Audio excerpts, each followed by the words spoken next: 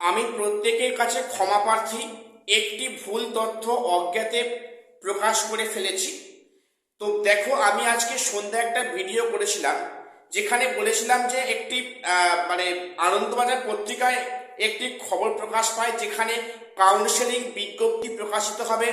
সেখানে 2 ফেব্রুয়ারি নাগাদ কাউন্সেলিং হবে, 3 ফেব্রুয়ারি নাগাদ। সব ঠিকই আছে, আমার যে জায়গাটা একটু ভুল হয়েছে সেটা অজ্ঞাতেই বলে ফেলেছি। তো সেখানে বিষয়টা হচ্ছে কি, যে আমি বলেছিলাম স্কুল শিক্ষা দপ্তর থেকে আজকে অলরেডি এসএসসির কাছে স্কুলের ভ্যাকান্সি লিস্ট জমা দেওয়া হয়েছে, কিন্তু সেটা তখন অবধি জমা দেওয়া হয়নি। আমি যে মুহূর্তে খবরটা করেছিলাম সেই মুহূর্ত অবধি তখনও কিন্তু ভ্যাকান্সি লিস্ট স্কুল শিক্ষা দপ্তর কমিশনকে জমা করেনি।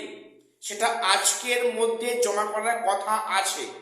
আমি এই মুহূর্তেও বলতে পারবো না যে সেই ভ্যাকান্সি লিস্ট এখন এই মুহূর্তে বা এর মধ্যে জমা হয়েছে কিনা। দেখো, আমি তার জন্য আন্তরিকভাবে দুঃখিত, ভুল তথ্য তোমাদের দেওয়ার ফলে। তো বিষয়টা বলে রাখি যে এখানে যে ভ্যাকান্সি লিস্ট যেটা কমিশনকে দেবে বা হয়তো এর মধ্যে দিয়েছে স্কুল শিক্ষা দপ্তর, সেটা নিয়েও কমিশন একটু চাপের মধ্যে আছে। কেন বললাম, দেখো, গতবারে 2016-তে কিছু রেয়ার কেস হয়েছে এমন, কোনো ক্যান্ডিডেট কাউন্সেলিং এর স্কুল চুজ করেছে, যখন সে সেই স্কুলে যাচ্ছে সে জানলো যে সেই স্কুলে ওই সিটটা অলরেডি কিছুদিন আগে ভ্যাকান্সি পূরণ হয়ে গেছে। তখন সে মন খারাপ করে ফিরতে হয়, যে চাকরি পরীক্ষায় এত দূরে সেখান থেকে ফিরে যেতে হচ্ছে না, হয়তো তিনি অবশ্যই জব পাবেন, তাকে অন্য স্কুল অপশান দেওয়া হবে যেটা হয়তো বাইরে থেকে অনেক দূরে। তো এই যে বিষয়টা যেহেতু 2016-তে হয়েছিল, তাই যাতে করে এই ঘটনাটা রিপিট না হয়, কমিশন কিন্তু এই স্কুল লিস্টটা হাতে পেয়ে বেশ কয়েকদিন এটা নিয়ে একটু রিভিউ করবেন যে এরকম কেস এখনো আছে কিনা। দেখো, তোমরা জানো যে বিভিন্ন সময়ে পোর্টাল ছাড়াও কিন্তু অনেক কেসে সেখানে ট্রান্সফার হয়।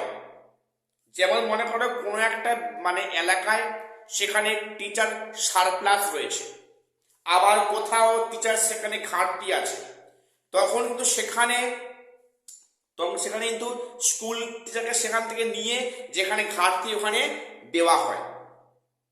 এটা কিন্তু পোর্টাল ছাড়াও হয়।